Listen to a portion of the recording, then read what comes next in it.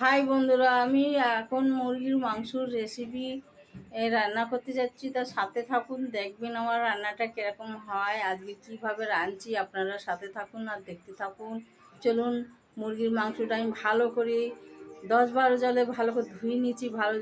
আগে আমি নিজের মেশিনের জলে ধুয়ে আবার খাবার জলে ধুয়ে নিয়েছি। ওকে গরম জলে আমি আবার ফুটিয়ে নিয়েছি একটু।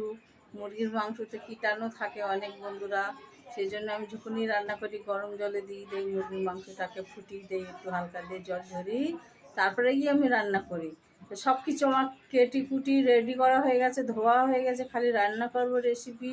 তো আপনারা সাথে থাকুন। দেখুন, এখানে আমি একটা ডেকচি বাটির মধ্যে বড় একটা বাটি নিয়েছি, নিয়ে মাংসটাকে সিদ্ধ করে নিয়েছি। এই জলটাকে আমি এবার ফেলে দেবো গেলে, তারপর মাংসটা আমি মশলা দিই, হালকা মশলা দিয়ে কষাবো, পেঁয়াজ আদা রসুন থেতু করবো। তো বন্ধুরা, গরম জলে আমি একটু ফুটিয়ে নিয়েছি, গ্যাসটা অফ করে দিয়েছি। এবারে জলটা ঝরিয়ে নেবো, সাথে থাকুন। এখানে পেঁয়াজ কেটে নিয়েছি, ধোয়া হয়ে গেছে। এখানে এতটা কাঁচা লঙ্কা নিয়েছি, যে পরিমাণে ঝাল খাবো সেই পরিমাণে, আবার গুঁড়ো লঙ্কা আছে বন্ধুরা। এখানে আদা রসুন নিয়ে নিয়েছি, যতটা লাগবে অতটাই। আর এখানে আমি টমেটো কেটে নিয়েছি, এখানে আলু কেটে ধোয়া হয়ে গেছে বন্ধুরা। এবার রান্না স্টার্ট করে, এখানে আবার প্রেশার করে আমি সরু চালের ভাত রান্না করে নিয়েছি। দেখুন, আমি জল ধরিয়ে নিয়েছি মাংসটা, এই যে জলগুলো ফেলে দেবো, এই যে ঝরিয়ে নিয়েছি জল। এবার রান্না গরম হয়ে গেছে, এখানে তেল দিয়ে দিয়েছি, তেল গরম, জিরি গোটা গোল কিনে নিয়েছি 1 প্যাকেট, চিনি, কাশ্মীরি গুঁড়ো লঙ্কা, গুঁড়ো হলদি।